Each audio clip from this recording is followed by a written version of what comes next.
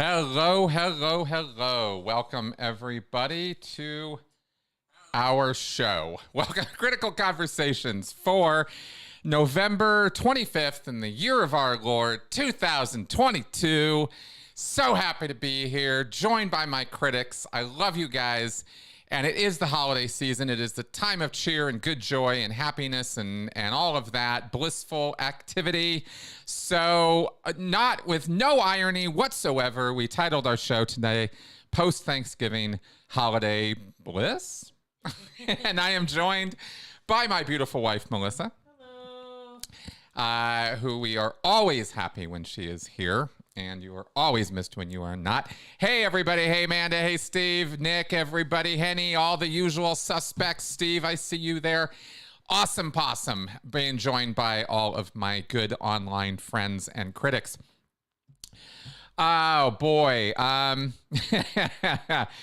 Yeah, just another day in the UK. Hey, hun. All right. Well, good times all around. I hope you guys had, those celebrating, obviously not in the UK, but I hope those of us on this side of the pond were enjoying our turkey and ham and festivities yesterday. We actually did.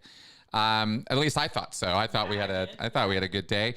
We got 2 meals because we went out with the family, and then we went and hung at the secular hub. Usually we just do the family on Thanksgiving, but this year we combined. Yeah, exactly. What did you? What were your thoughts about the meals? Good, yeah. Yeah, they were all right. They were all right. Yeah, it wasn't anything elevated or gourmet, but it was good. Yeah, you know, it was enjoyable, and it was fun being around friends. You know, that's the big thing for me, is really relishing and savoring the joy of community and togetherness and just hanging out and having fun. You know, and it feels a little bit like everybody's a little on edge, a little still getting used to this social thing. You know, we were all locked up for like 2 years, yeah, 2.5 years. I mean, a long time. Oh, that's yeah. That was my bad. I didn't have her volume turned up. I was like, what's going on? 100% on me on that one. Sorry, guys. Yeah, your mic is on. Okay. Okay, so I don't know. Maybe this was just me, you know, maybe this is just anecdotal to me, but just kind of watching and listening and feeling out how things have been over the last, you know, year or last few months. It feels like, you know, it's great to hang out. It's great to have that feeling, but it also feels like we're still a little feeling each other out a little bit.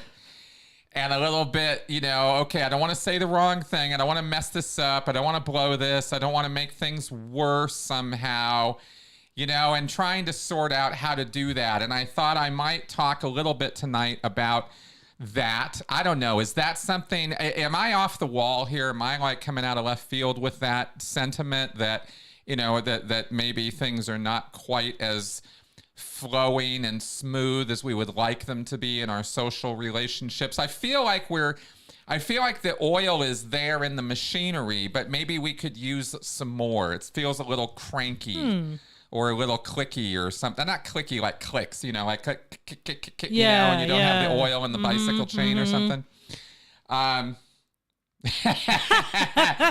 Yes. Elizabeth Holmes. Yes. Oh, that's hilarious. Okay, well, all I can really say is I found myself using my tools of shut the fuck up.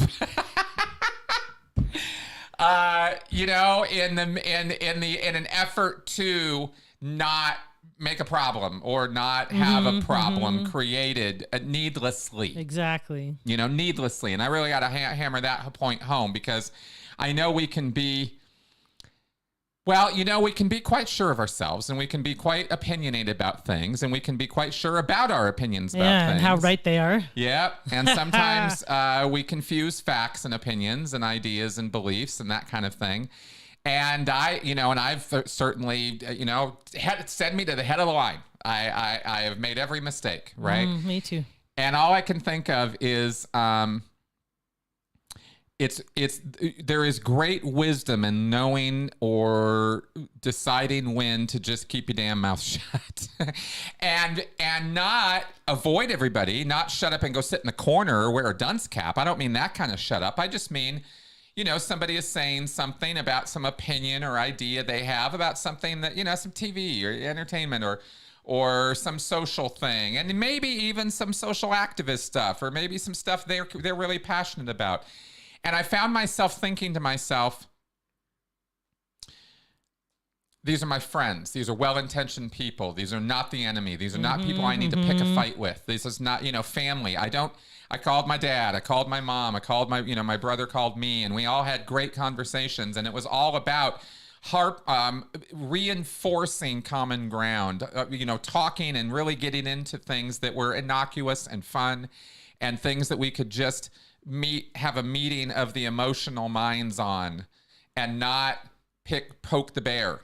It seems simple, sounds simple. Apparently some people have a real hard time doing this.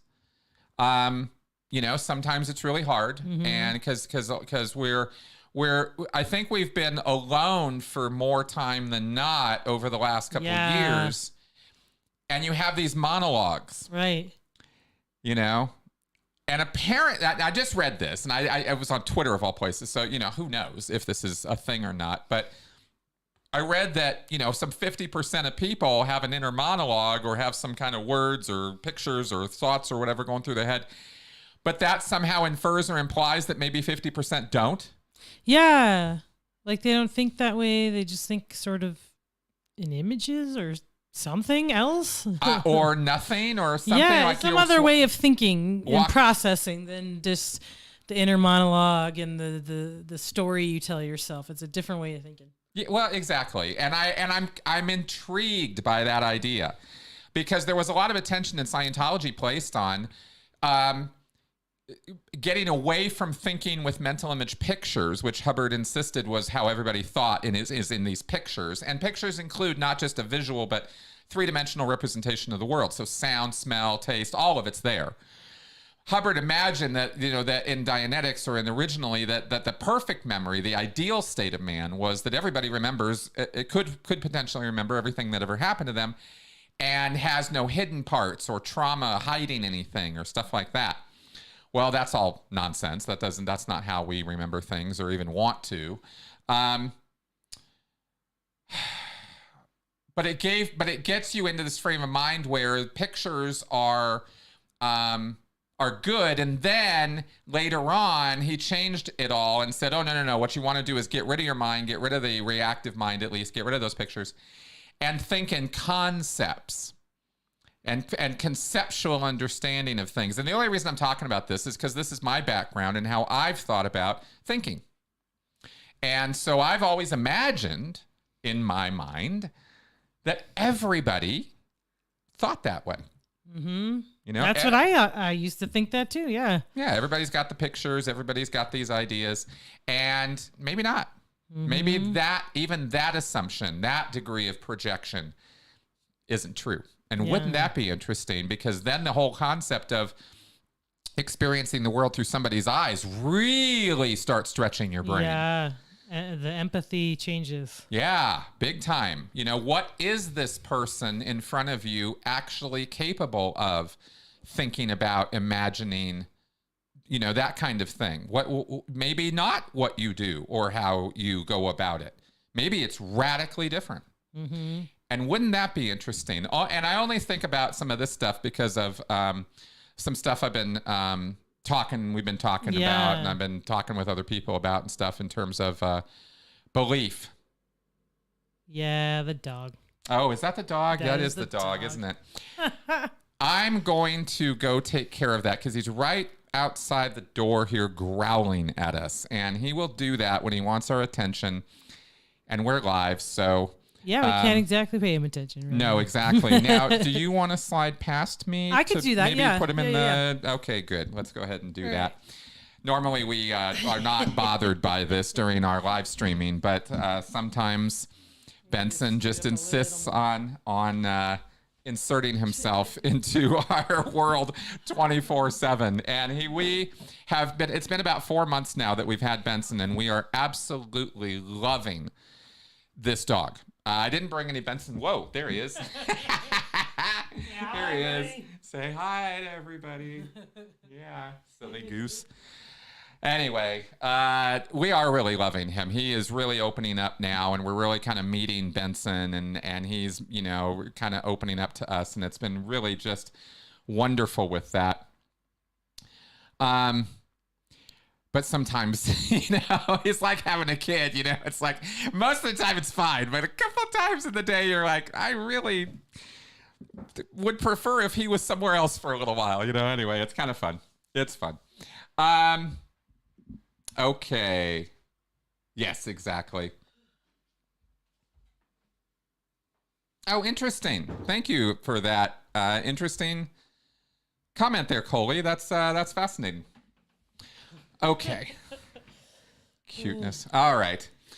So, anyway, I've been thinking about how to better understand and relate to people with deep religious convictions and belief, and not only that, but also thinking about that, I've been thinking a lot more about things from their point of view, and the fact that you need systems of communication and community and education and morality that are easily communicated to broad populations, not just individuals with an IQ above 80.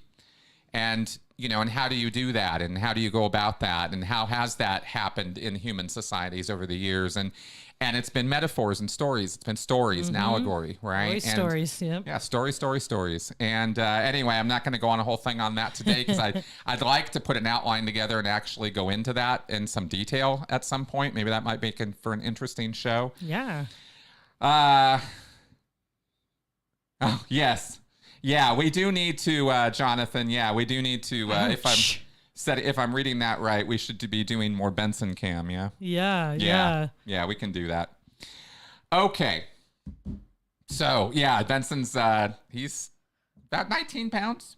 Yeah, well, he started out as 19 pounds. I think he weighs a couple more now.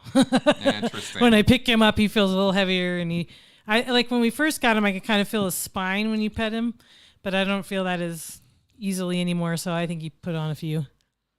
Okay. Yeah. Okay, fair enough. All right, good. Well, I'm seeing seeing these in the comments, so we will get some Benson cam together, and we will do some things on that. Because I've been a little slack on going out and getting the filming done and stuff because I wasn't sure how wanted that was, but good. Now, strategies. Oh, yeah. The other thing that I will throw out here in terms of strategies for discussions during the holidays is this. And this is a little interesting, and it requires you to work a little bit because you have to park the ego to do this. And so I don't know that everybody can or has a temperament to, but if you can, I think that one of the most interesting things now about getting into gatherings with people that I know somewhat, a little bit, not at all, is really creating within myself curiosity about their views and their ideas and their take on things. How do they approach or look at things? And then, when we go to a place like the Hub, you've got a lot of very interesting people to talk to, with physicists, literally scientists type people, to housewives and mothers and people who've come out of religion for various reasons or never got into it in the first place. There's both. It's not that it's not a survivor group at the Atheist Hub, but this business of curiosity, I think, is the key to opening up social doors and blowing down, barriers between people. Is instead of the forceful insistence or the forceful projection of my own ideas. And everybody, it's totally understandable that everybody wants to hear themselves talk. I mean, shit, I sit here and monologue all the time, right?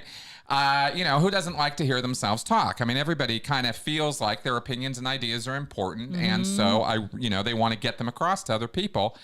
And when other people say things that trigger or strike you as wrong or bad or, evil or somehow right. Yeah, you want to be like, no, that's wrong. Yeah, that's a right-wing talking point. That's a this, that's a that, right? Or that's a liberal thing, and you libtard scumbag. Well, if you're at that level of conversation, it's probably best to just move along and get away from the person, because there's no reason to sit there and be called names. But if we're not quite that, if it hasn't degraded to that level, then I think being curious is the simplest way to put how to handle those relatives and friends and stuff or awkward situations, and just get really, tell me more about that.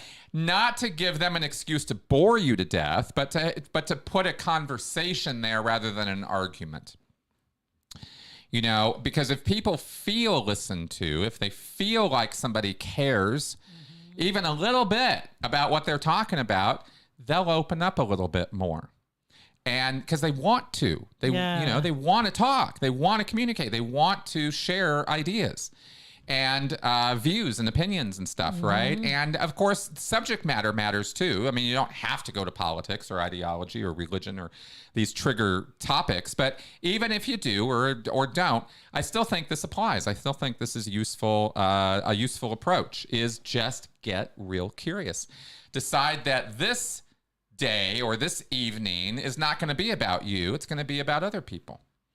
And I'm going to spend time, doing that.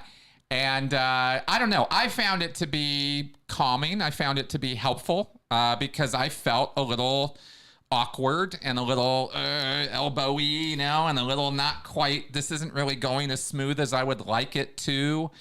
And I thought, well, let me just get really interested in what other people have to say.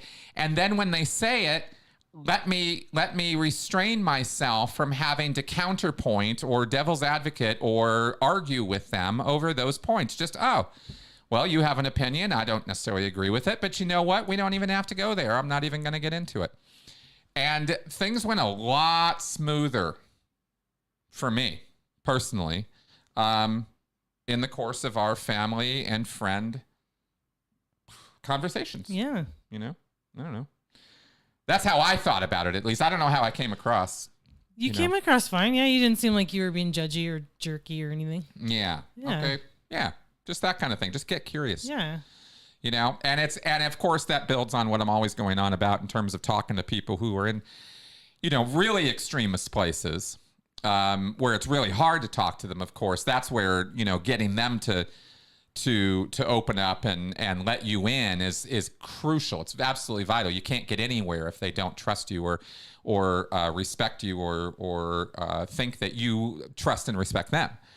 And that's where that whole thing comes from about street epistemology and asking questions and being curious and that kind of thing, rather than the whole butting heads thing.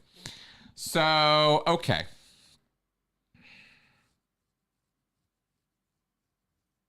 Yeah, ex-Cyan, when you say here, when I talk to a longtime friend, it's hard because he's changed, because he's listened to Rush Limbaugh, Alex Jones, Fox News, and simply regurgitates the rhetoric. Believe me, I understand. But let me please give you a little bit of hope by telling you that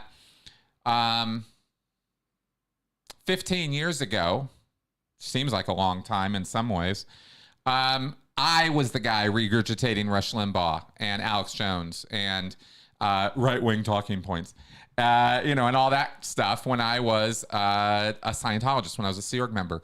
And you probably would have found me insufferable. I look back on myself and I think I was a little insufferable.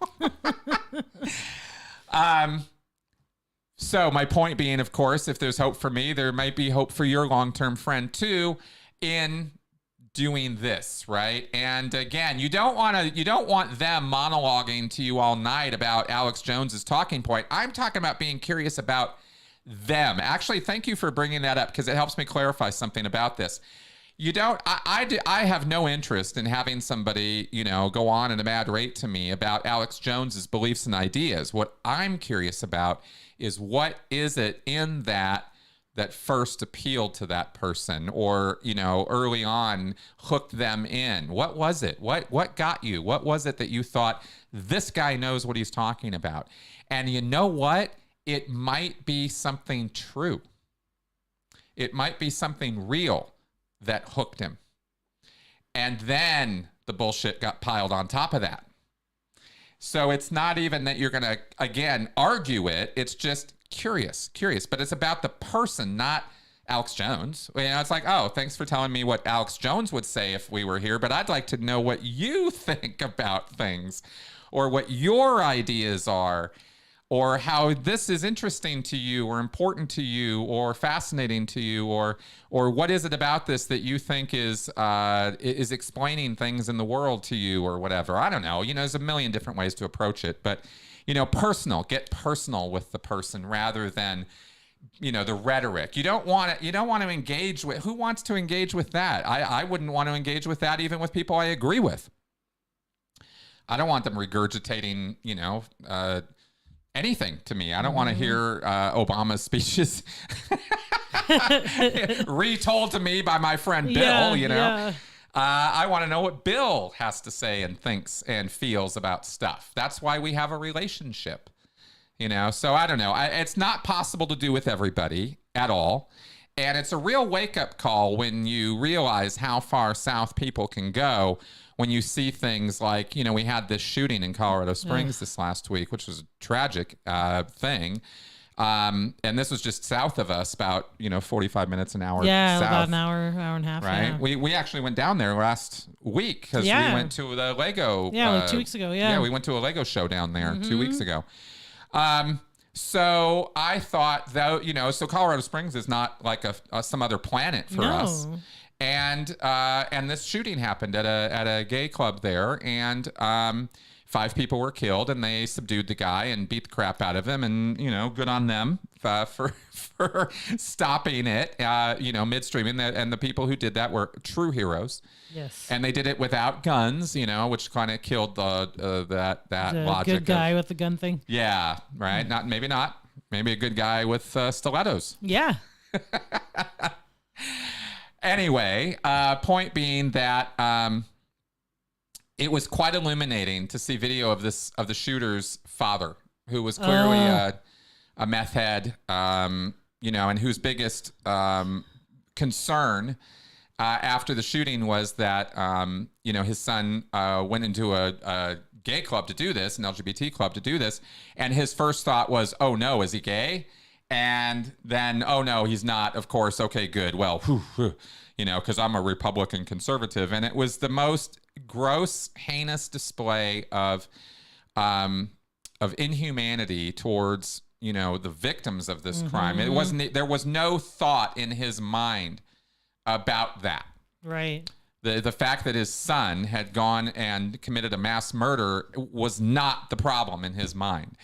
And it really is a wake-up call to see that so blatantly expressed on. You're like, how could this? You almost person... wonder, like, is he secretly proud of him or something? And when he's not on camera, is there stuff he's not saying on camera? One absolutely could get that idea, and I don't know that it would be a far-fetched idea that he was actually happy with his son. And meth changes you significantly. So, who knows who this guy was growing up or as a kid or whatever, but who cares at this point? He's an awful human being, and he's really, there was just nothing positive or contributory there. And it's just a little bit of a wake-up call to see that that's how far south people can go. And that's not the kind of person I'm suggesting you engage with. In this kind of exchange of ideas and curiosity and getting in with people, that person at that level is needs different kinds of approaches to deal with them, which I'm not an expert on because we're talking about drug addiction and we're talking about levels of delusion and indoctrination that really require professional help, and that's where that guy was at. And of course, you would expect that kind of thing, with behavior of that extreme magnitude, that kind of radicalized anti-LGBT or anti-leftist or progressive or however you want to label it behavior. It's truly disgusting, inhuman behavior. So so when I'm talking about engaging with other people, I'm talking, you know, my advice today has been about family and friends, not those types of folks. Yeah. You know, we're not gonna get critical thinking across to these people with some videos or with some good advice. This is a person. This is a level of folks who are far south from there. So I don't have easy solutions to that stuff, but I wanted to differentiate that, bring that up as a little bit of a serious point there. It's just so sad that the anti-LGBTQ rhetoric is just so strong that people are more afraid of their kids being gay than being a killer. You're like, whoa, that's worse. Hold on, you know, but it's because there is all that rhetoric in certain communities. And then, you know, you're seeing it's starting to come back in politics again, or there's these politicians that are saying stuff, and you're just like, you guys are kind of helping cause this stuff by doing that, like spewing all this hate makes other people hate and they do bad things. Exactly. So that's, you know, anyway, it's awful. So let's move this to a happier place now. I really only brought that up for the contrast. Yeah. But we do have a caller in the queue now, and I have monologued here. We have both. And so I want to get to some calls here today. So let's go ahead and get started. All right. Hello, you are on. Is this Darla?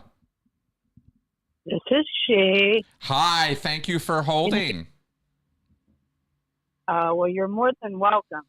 Hi, Melissa. Hello. How you doing? Oh, I'm doing all right. And how are you doing? I'll tell you, I'm doing pretty well. I hope you all had a good Thanksgiving. Now, let me think if I can remember a couple of things. One of the things that you all were talking about at the beginning was the way that people think, whether or not they think like in thought, or some people think in images. Mm-hmm. And so, for instance, I love Google, and he always talks about how, like, he sees things like when he plays music or writes music, he actually sees it. Now, what he sees, I don't know, and it's hard for me to imagine because, like, what goes on in my head is, like, I actually think words, if that makes sense. Yep. It does. Does it? Mm-hmm. Oh, absolutely. I think that way sometimes too. I got words. I got pictures of words. I got sounds of words all the time. Okay. And then the other thing I wanted to talk about was, you were talking about, like, so I know that you're not really into any kind of spirituality, which, you know, I know you're hopeful. That's right. However, a person one time gave me these cards, and they're called, I'm going to cuss, so they're called Spiritual as Fuck, and it's 99 inspirational cards for people who fucking need some inspiration. And so... Please go on. This is awesome. Okay. Right. So the one I picked yesterday on Thanksgiving was drink water and mind your own fucking business. And then you turn it over and it just said, enough said.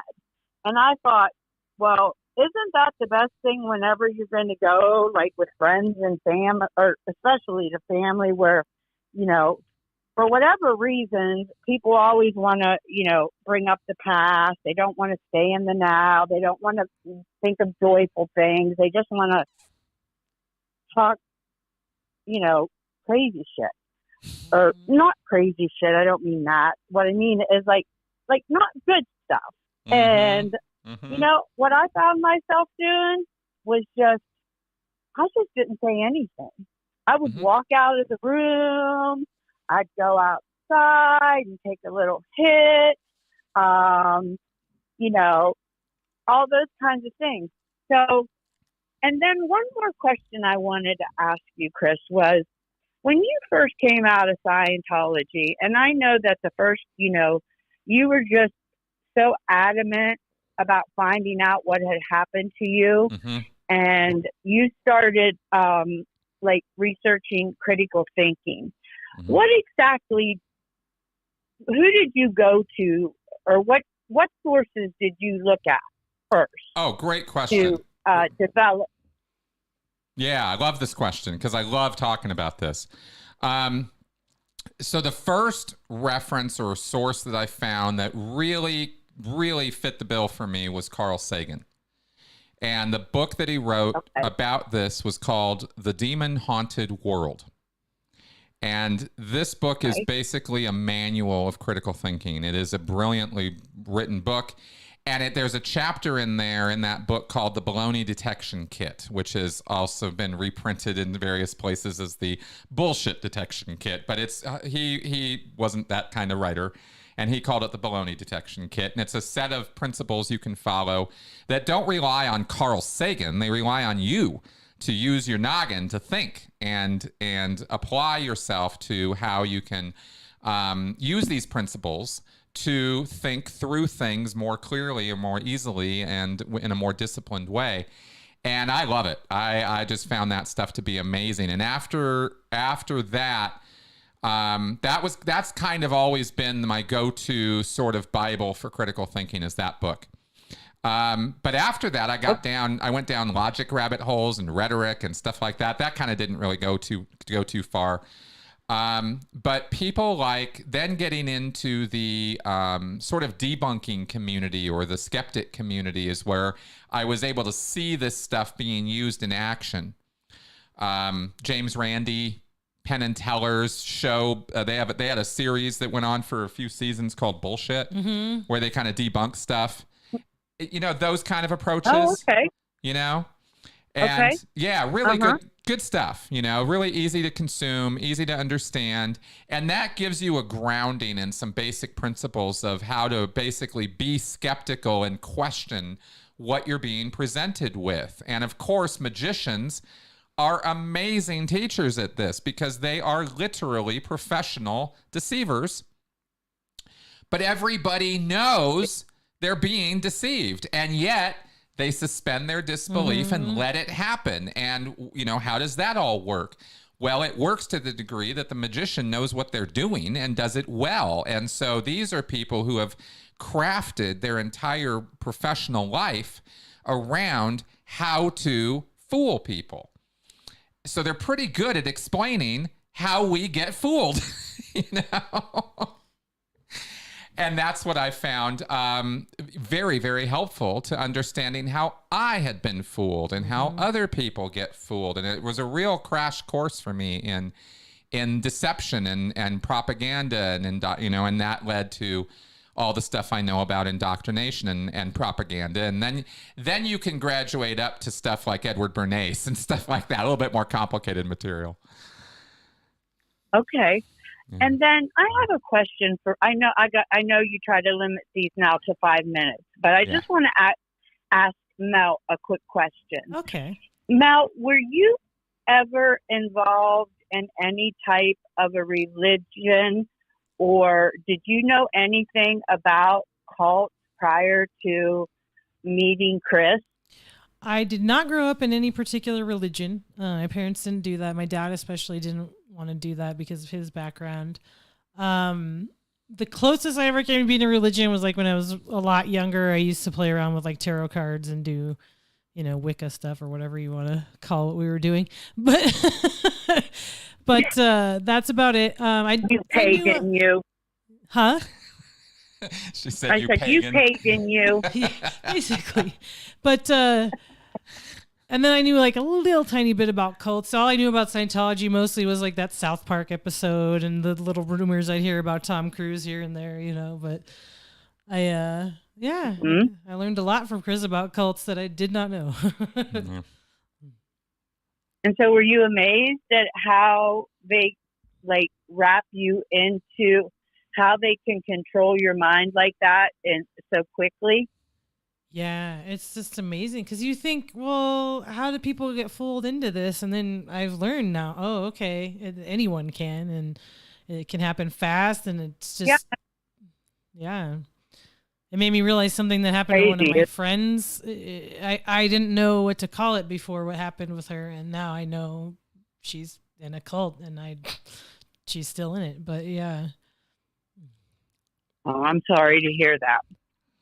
Thank you. I hope, that she comes to reasoning and gets herself out. Yes. But anyways, it's always great seeing and talking to you guys. Yeah. And you know what, Chris?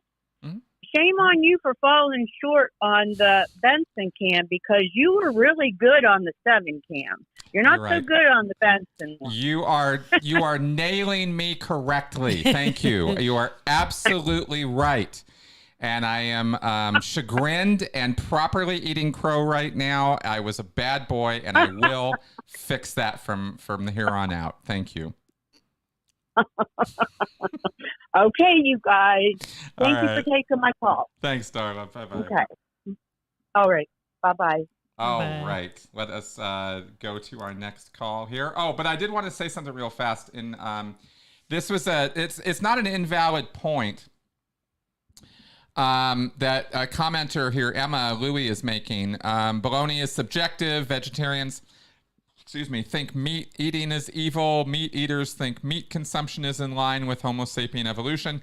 Emma, you're not wrong. You're talking there about opinion, about people's take on things, and that you're talking there about moral foundations that people approach things with. And those are the things that are open to or capable of being interrogated or asked about or delved into to find out why a person thinks that way. And that's where your baloney detection comes in, is what's the reasoning behind why you feel this way. And there you can often find, even amongst opinions or ideas you have that you agree on, or you think this person totally is on the right page here, but you might find out their reasoning for being on that page is completely ridiculous, is nonsensical. It's something crazy. Like, for example, this is a hyperbolic example to prove the point, really to make the point.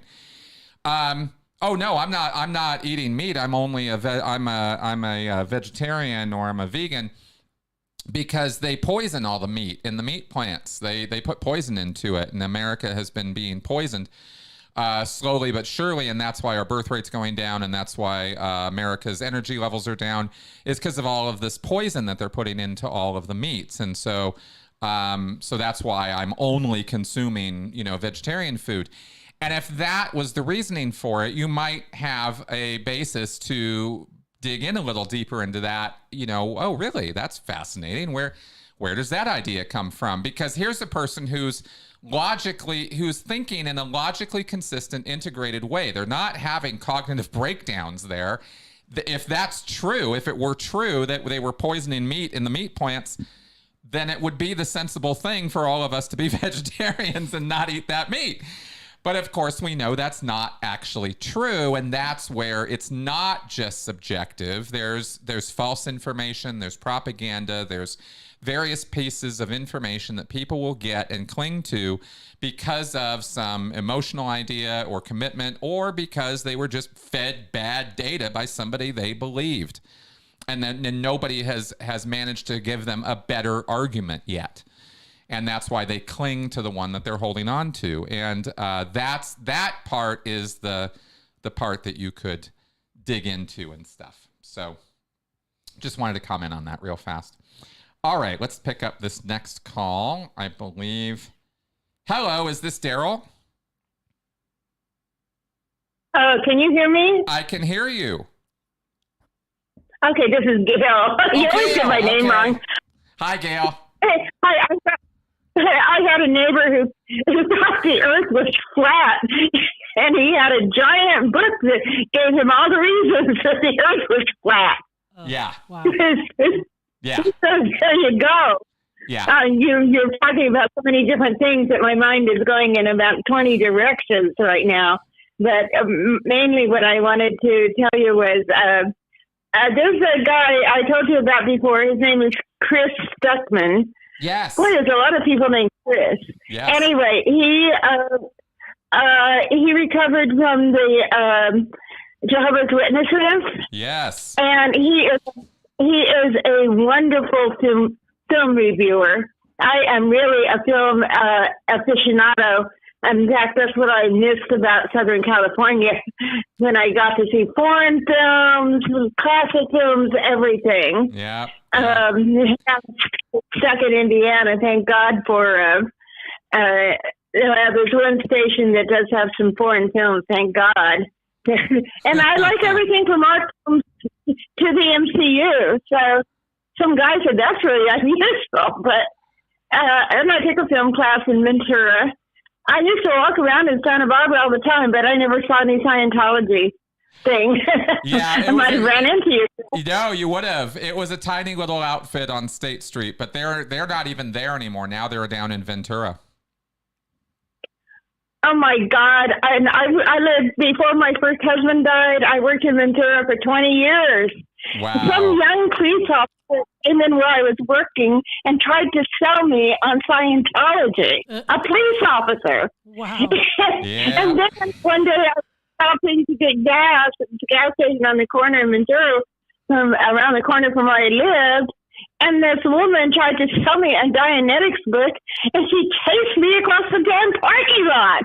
Holy cow! Yeah. Those people are crazy. They are very determined to get you the truth. And I was always, you wouldn't know it now, but when I was young, I was shy and afraid and introverted. So I think a communication course might have helped.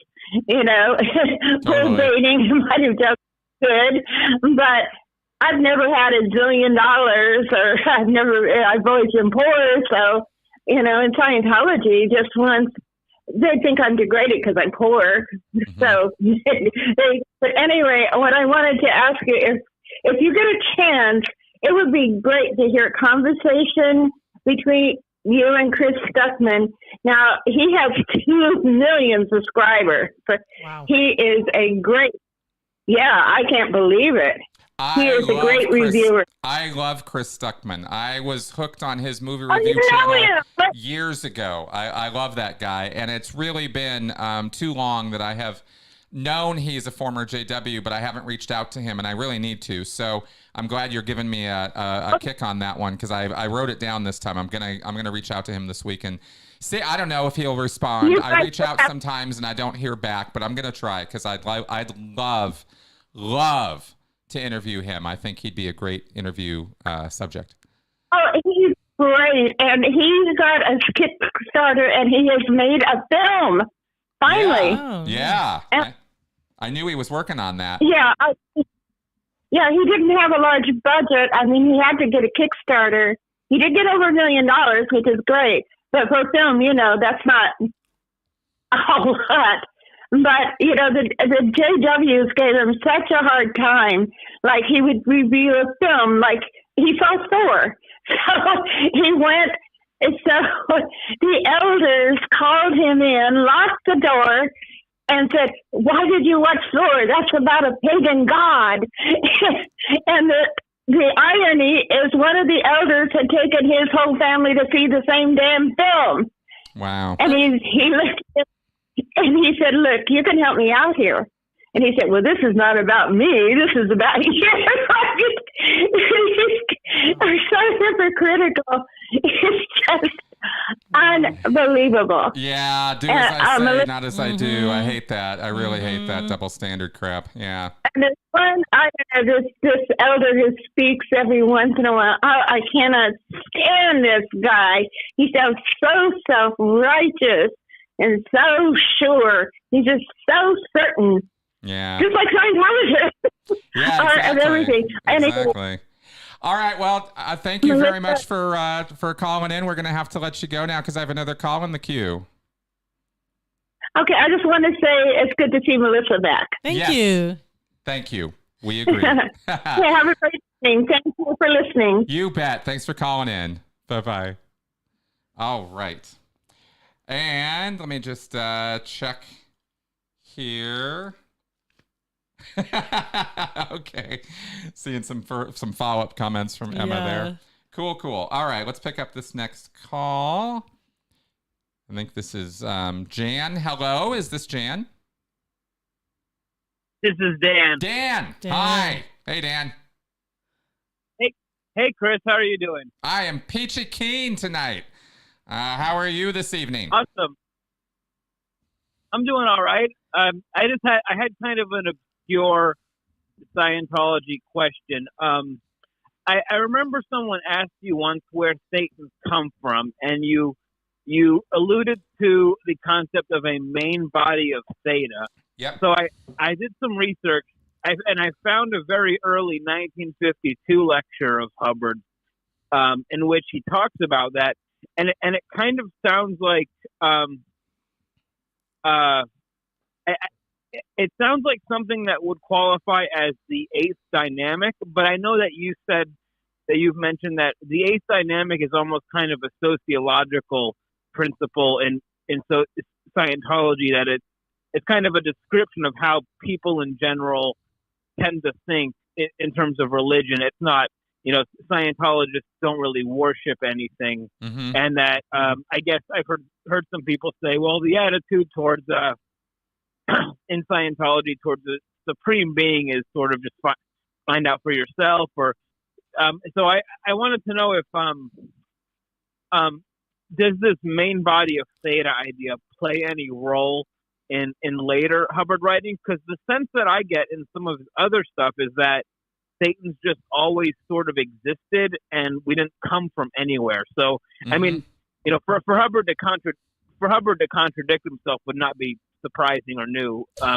But I'm curious about that idea, and did he discard it, or did it ever play any role, or what? You're right. Great question.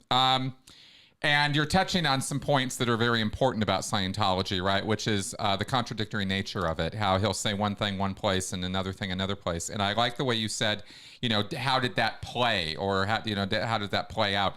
Because that is how Hubbard would test ideas or throw things out there. And in 1951 and 52, he was all about origin stories and thetans and energy flows and where theta, what it's been doing, and the biological line, or what he called the genetic line, versus the theta line, where right. you have bodies being evolved and moving forward in that line, but then you also have thetans or spirits occupying these bodies, and how does that work?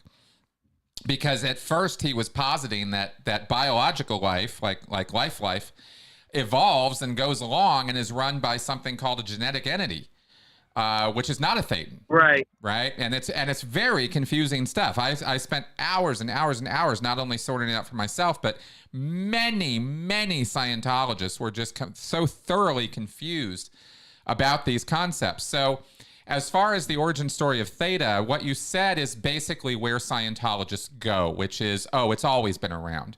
And maybe it hasn't always been around in the MEST universe, the physical universe, but it wasn't born, and it doesn't die. It's just life thing. History of statements like that, the unanswered questions about the nature of theta, where it comes from, what its original goals are, what is that all about?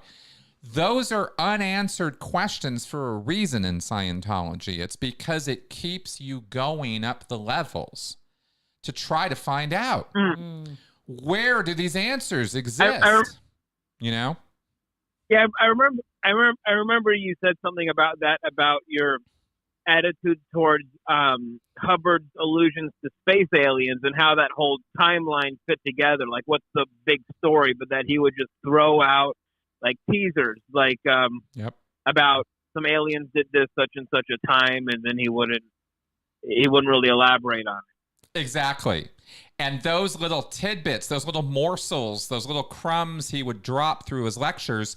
I had initially gotten the sense that I had sort of taken Hubbard's word for it, that he had gotten a lot of his ideas from Buddhism, Taoism, and yoga. And I do think I do think he did in a roundabout way. But in this book, the author details Crowley's travels through India and his he had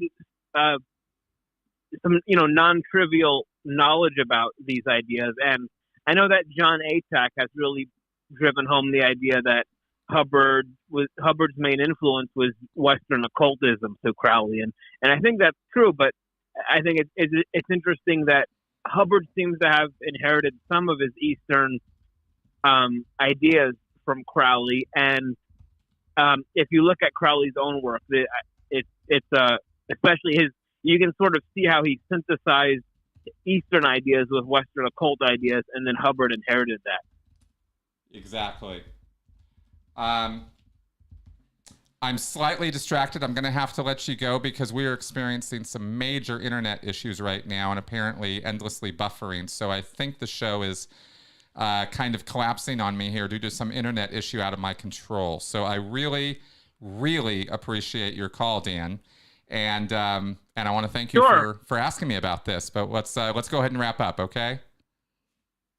Okay, sounds good. Well, thanks for taking my call, Chris. You bet. Thank you for calling in. Talk to you soon. Yep. Bye-bye. Yep. Bye-bye. All right. Well, I'm not sure what's going on with the YouTube buffering or whatever. It's Friday night, post-internet. I don't know. But thanks for tuning in, folks. We're going to wrap up here and figure out, I don't know if it's local what. We pay for maximum internet connectivity here. We do all the right things, and sometimes stuff like this just happens. So thank you very much for coming around and watching, and I hope you all will be able to check out my podcast with John Atack tomorrow on the Occult Foundations of Scientology. It is quite the podcast I think you guys will find tomorrow, and I hope you enjoy it. And there will be a regular pre-recorded Q&A on Sunday as usual. All right, folks. Bummer on this buffering internet thing, but there you go. All right. See you guys soon. Bye-bye.